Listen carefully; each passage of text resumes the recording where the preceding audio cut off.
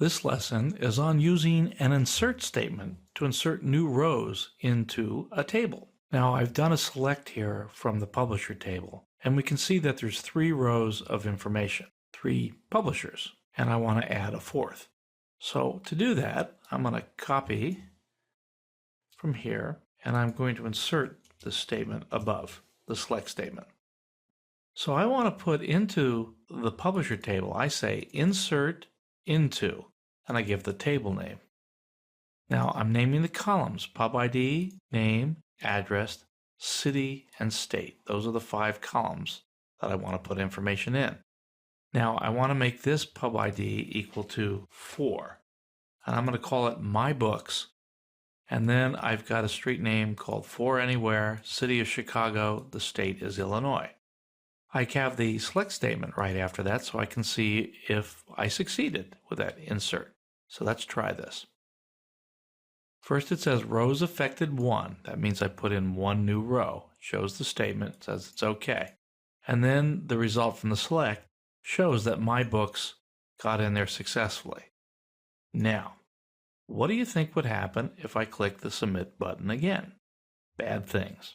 And the reason they're bad things is I have a primary key on the publisher ID.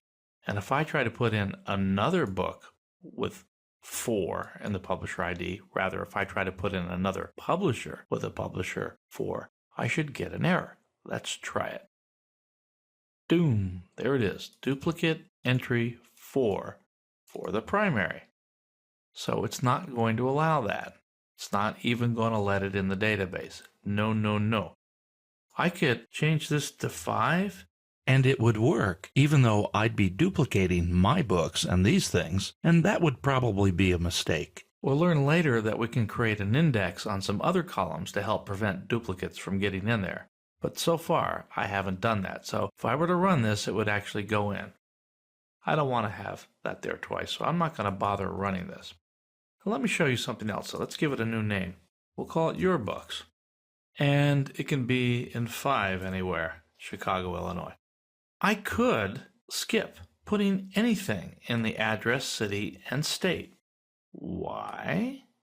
Because it says that their nulls are allowed. Let's go look at the create statement. Here's the create statement for publisher. Pub ID, name, address. But look, they all say they could be null. Nulls are allowed.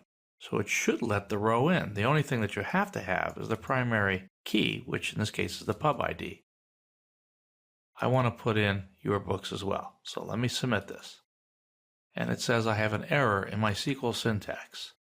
Check the manual. Your Books at line 1, Your Books.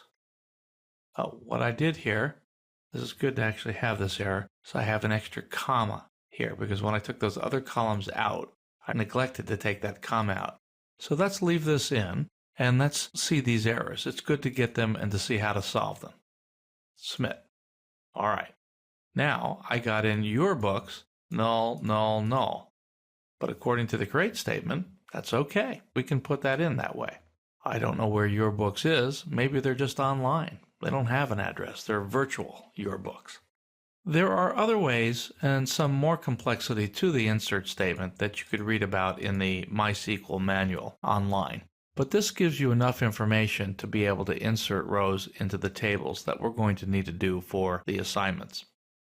So that concludes our lesson on doing an insert into a table of a new row.